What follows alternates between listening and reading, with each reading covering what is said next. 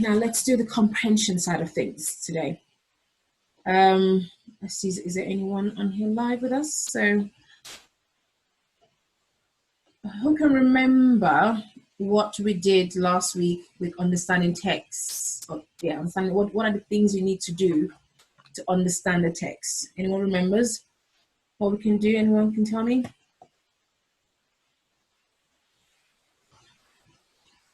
Anybody? Okay. So we talked about you annotating your text. Okay. We talked about you taking notes, looking out for keywords in the text. We also talked about you asking questions, right? As you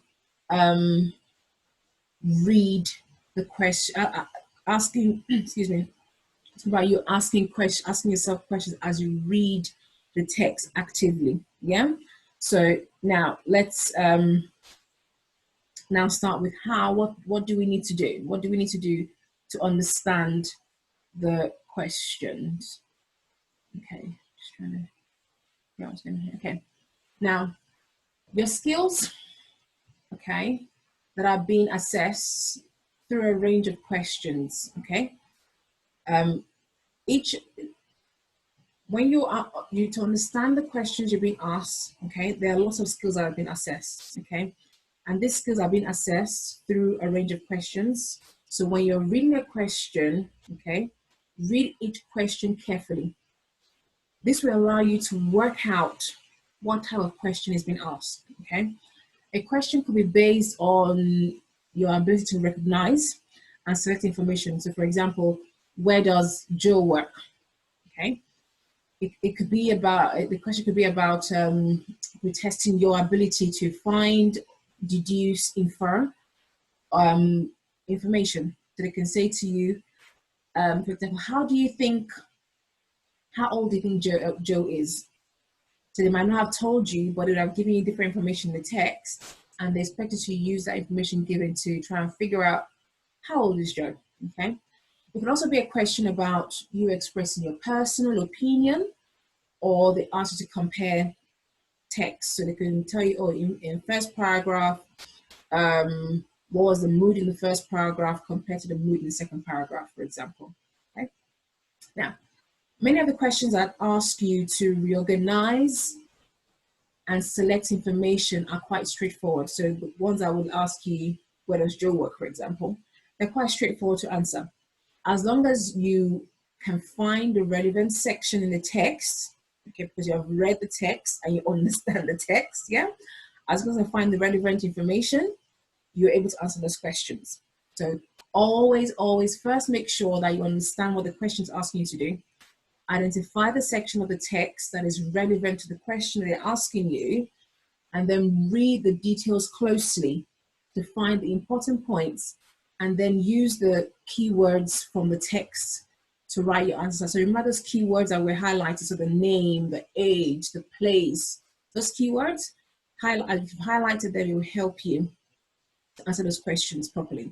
Now, for questions that test your word knowledge and grammar, okay? Now, not all the answers can be found in the text, okay? Some of these questions will require your prior knowledge on things like literary features, the word class grouping, what tense it is it past tense, is it present tense, what the vocabulary choice is, the parts of the words, or they might ask to define a word or phrase, okay? Now, a word class group means, this sort of question I'm thinking about, is it a noun, is it a verb, is it a pronoun, okay? If it's asking you about literary features, you'll be thinking of your alliteration, you'll be thinking of metaphor, simile, personification. Yes, use your image, the sort of things that would help you, I can use to describe or create an image. Yeah. Now, and the type, it could also be about the type of tense, which I said before, present tense, is it past tense, is it future tense. Now, questions that ask you to define a word or phrase requires more vocabulary knowledge. Okay. Now, however, if you are unsure of what the word of the word, and I mean, you can still try a range of strategies to help you work out what this word might mean. Okay, one of the ways of working out an unknown word is to look for a common root word. Now, once you identify this, it will help you think of like similar words that share the same root. Okay, so let's practice this. For example, let me just share my screen again. We can look at the word originated, for example. Okay, let's try that word. Share the screen.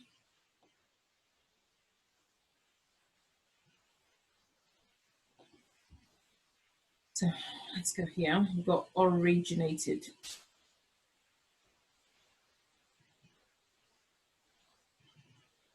Yeah, that's the word.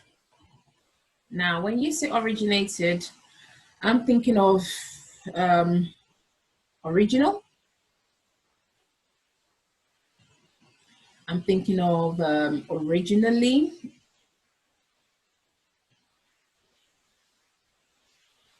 Origin. I'm thinking of originator. And yeah, those four words come to mind. Now, originated, originate is the present tense of the word originated. Then you have origin, which is the main root word. This is the main root word, okay, for originated, origin. Now, if we now ask, and we're going to try to put this in a sentence where it says, a lot, I'm just using a pen so we can see that better. There's allotment,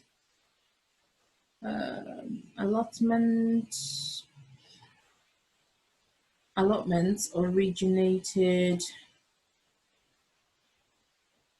in the 18. Oh, spell now.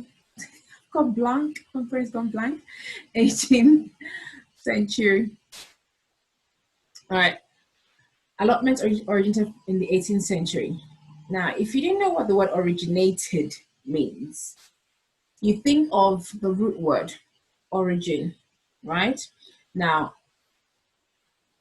allotment origin in the 18th century. Okay. Now let's go to the word original, right? What words, when I say original, what do I know that word means? What words jump out at me when I say original? I can think of, okay, it's maybe new, it's unique, unique, it's true. You have, it's the first, maybe the first time it's happened first. Creative is another one I can think of. Unusual, unique, unusual. Yeah, got a few things going, got a few words that jumps out at me, okay, whilst I see the word original. Now, what I will now do is I'll put some of these words to replace the word originated, okay? Allotments, creative in the 18th century. Maybe not quite, right? Allotment, unusual in the 18th century. Not quite. Allotments, unique in the 18th century. I think I missed, yeah. Allotments were unique, okay? Allotments were first in the 18th century, maybe. Allotments were creative. So I need to think of the one that best fit. I think what will best fit in this case might be allotments were unusual in the 18th century, for example. That would work. Allotments were unique in the 18th century. Okay, now that would work too. So because we know what the root word is, or the other words that come out from the word originated, we can begin to think of what that word might mean. Okay, does that make sense? Right.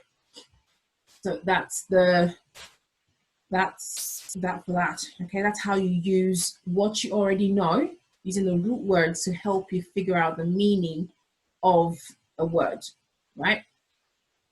So always clarify, just to recap that, always clarify what you already know. Predict what the word might fit, or what word might fit into it. Now, question the context of the phrase. So remember when I was doing allotments work, a creative, and I was trying to fit in the words. That's what, so you're questioning the context of the phrase on the word, or the word you're using, and then you decide which one best fits. Okay. Now, let's talk about vocabulary choice type of questions. Now, these type of questions appear to be quite simple when you read them. You might assume that all you need to do is just find the matching phrase in the text and write it in. But sadly, not all the time. Okay, sometimes it's not quite as straightforward. And very often you find that the phrase or the word that has been used in that question, they've rephrased it. Okay, so you will need to read the question very carefully, and before you can find your answer, read the question carefully and then read the text carefully to find your answer.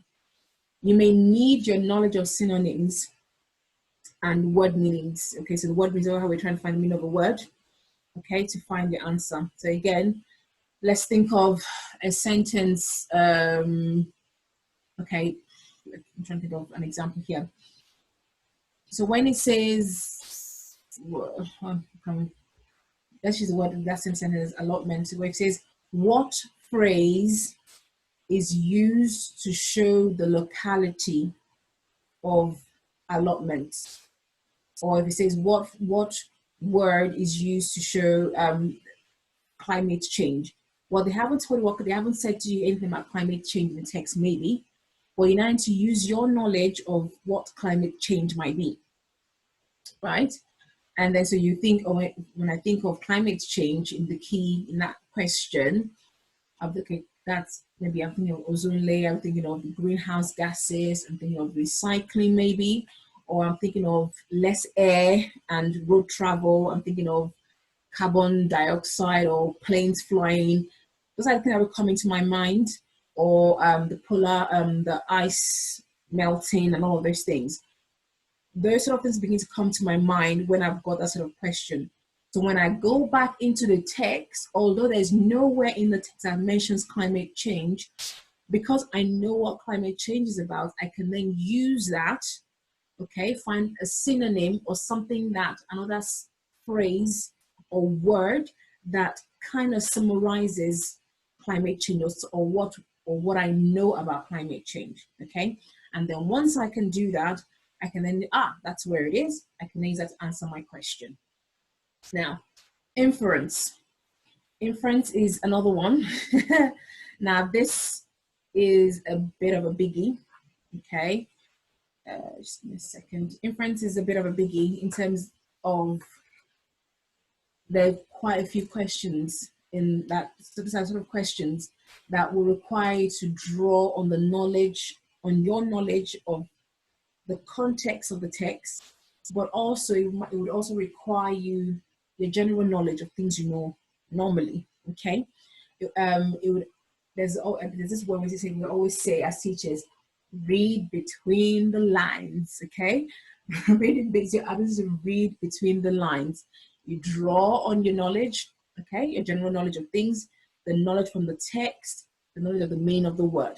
Okay, you will need to think beyond the information that is giving you in a text right in front of you. Okay, you need to think beyond it, outside of the box. Okay, now, so let's see, let's try a sentence to practice this. Okay, I know we haven't got a whole full text in front of us, but we can muck around with this. Let's get a new whiteboard up. Let's clear this, we don't need this anymore. So the sentence, so the question could be, give 3 road safety benefits of a crocodile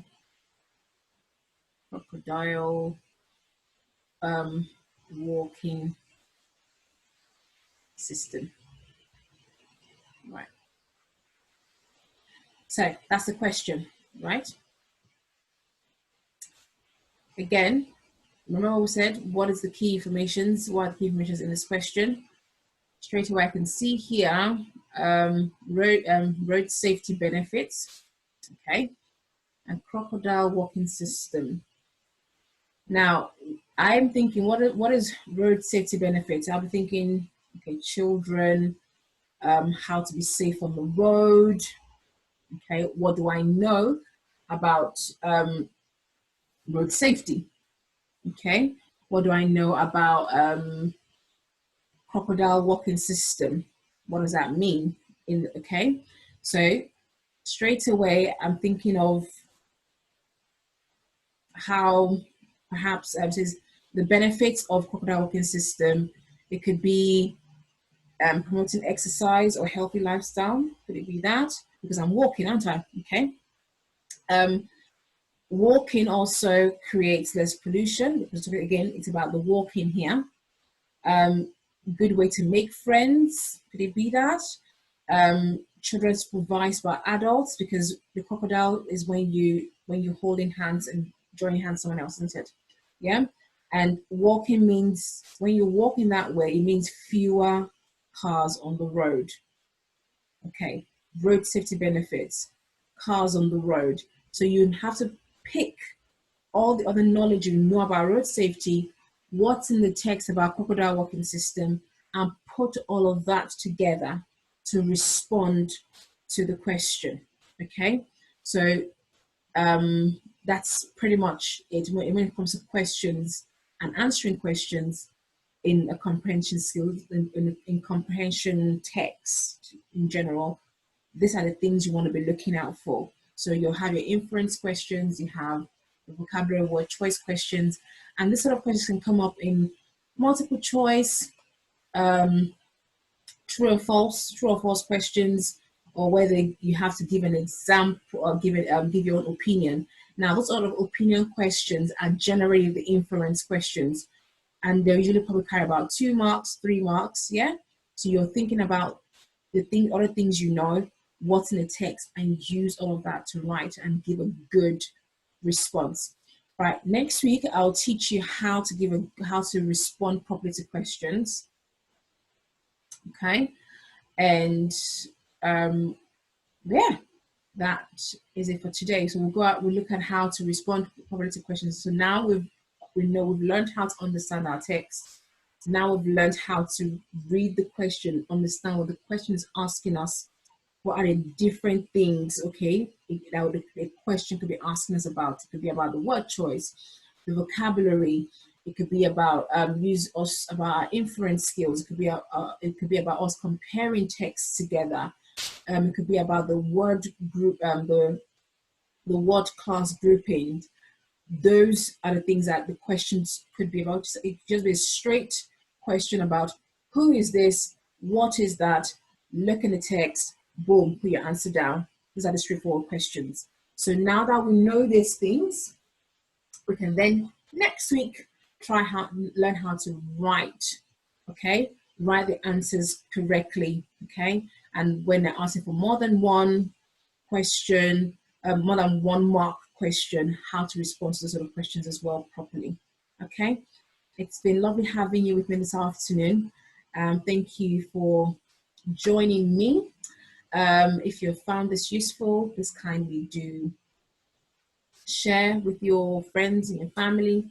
If you have any question, as always, please just send the question through either on our Facebook page, or send me an email at send an email to basildon@kipmcgrath.co.uk. My name is Grace, I always forget to mention who I am in case you're watching this for the first time. My name is Grace, and it's been a pleasure having you with me this afternoon. Enjoy the rest